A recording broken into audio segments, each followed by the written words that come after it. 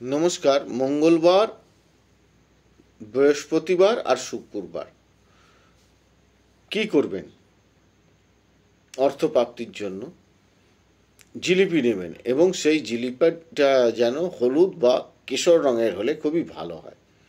এই জিলিপিটা সাথে কি করবেন? দুধ,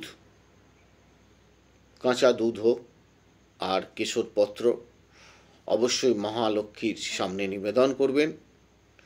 দুধের সাথে জিলিপিটাকে দিয়ে দেবেন, দিয়ে শ্রীং লক্ষ্মী দেব্যই নমঃ বা ওং শ্রীং শ্রীং শ্রীং কমলে কমলালয় প্রসিদ্ধ প্রসিদ্ধ শ্রীং ওং মহালক্ষ্মী দেব্যই নমঃ নিবেদয়ামি বলে ফানাত্মদখং আচমনীয় দখং দিয়ে আপনারা দেখুন আপনাদের অর্থ অনেকটা সুরাহা হবে। যাদের অর্থ আসছে না তাদের ক্ষেত্রে এই ক্রিয়াটা বললাম।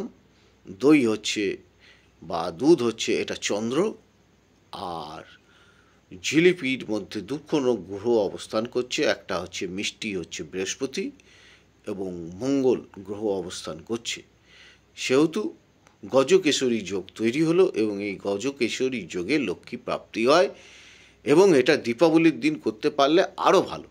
যদি দীপাবলি তো বছরে একবারই আসে, যদি আপনারা মঙ্গল, বৃহস্পতি অথবা শুক্রবার এই তিনটে দিন করতে পারেন, আপনাদের যা অর্থের প্রয়োজন ছিল খুবই আটকে আছে অর্থ আসছে না, অল্প হলেও আপনার অর্থ অবশ্যই প্রাপ্তি হবে। সঙ্গে আপনার হরোস্কোপ কিন্তু মেন, আমি এইটাকে খুব গুরুত্ব দিই।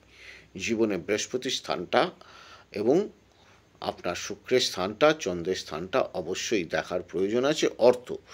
আর এই গজকেশরী যোগের যে ক্রিয়াটা বললাম এটা করে দেখতে পারেন, এতে খানিকটা হলেও অর্থ আপনি পাবেন। ভালো থাকুন।